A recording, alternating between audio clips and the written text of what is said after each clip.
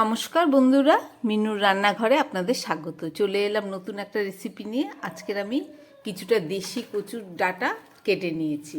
এই কচুর দিয়ে একটা রেসিপি করব। তাহলে চলুন শুরু করি। প্রথমেই কচুর শাকটাকে আমি ভালো করে কেটে ধুয়ে নিয়েছি। এবার একটা কড়াই বসিয়ে দিয়েছি। কড়ার মধ্যে কচুর শাকগুলোকে ঢেলে দিচ্ছি। ঢেলে একটু ভাপ দিয়ে নেব। তার জন্য আমি একদম প্রথমে দিয়ে দিচ্ছি একটু নুন, আর সঙ্গে দিয়ে দিচ্ছি একটু পরিমাণ মতো বাটা হলুদ। এই সব দিয়ে আমি কচুর শাকটাকে একটু ভাপ দিয়ে সিদ্ধ করে নেব।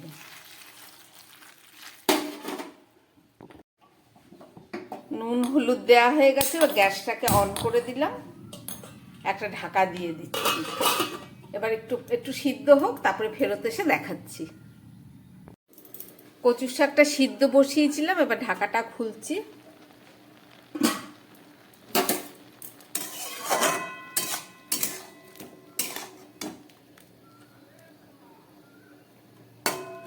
হাফ সিদ্ধ হয়ে গেছে। এবার আমি এটাকে জল ছেঁকে নেব।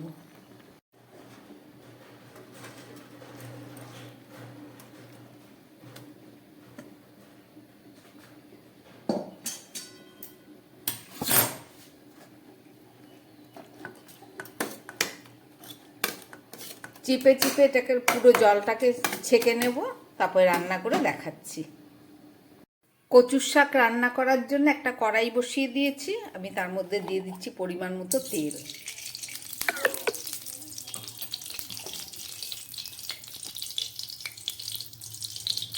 তেলটা গরম হয়ে গেছে।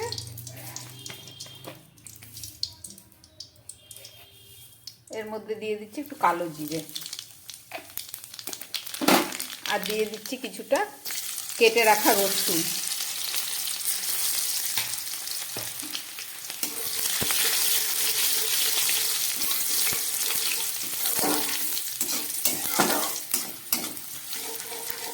রসুনটা হালকা ভেজে নিলাম। এবার দিয়ে দিচ্ছি পেঁয়াজ।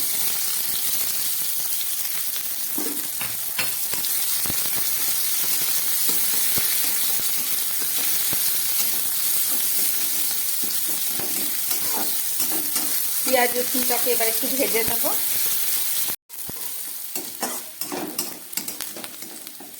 পেঁয়াজটা অনেকটাই ভাজা হয়ে গেছে। এবার দিয়ে দিচ্ছি কাঁচা লঙ্কা।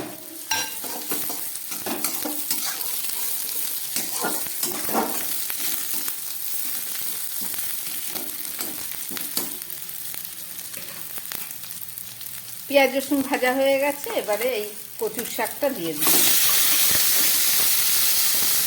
ভালো করে জল ঝরিয়ে নিয়েছি।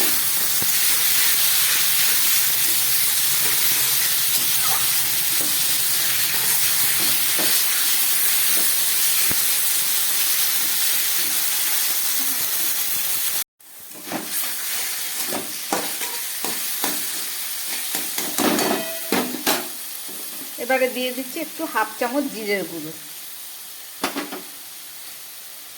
দিয়ে দিচ্ছি হাফ চামচ লঙ্কার গুঁড়ো, সঙ্গে দিয়ে দিচ্ছি খুব সামান্য নুন, কেননা নুন দিয়ে আমি সিদ্ধ করেছি একবার।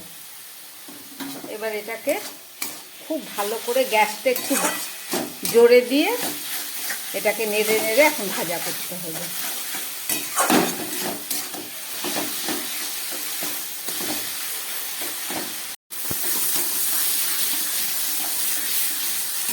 কচুর শাকটা নাড়তে নাড়তে দেখুন একদম জল শুকিয়ে গেছে।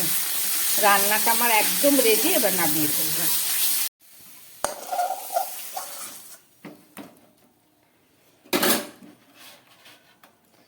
রান্না করলাম কচুর শাক। কিভাবে রান্না করলাম দেখলেন।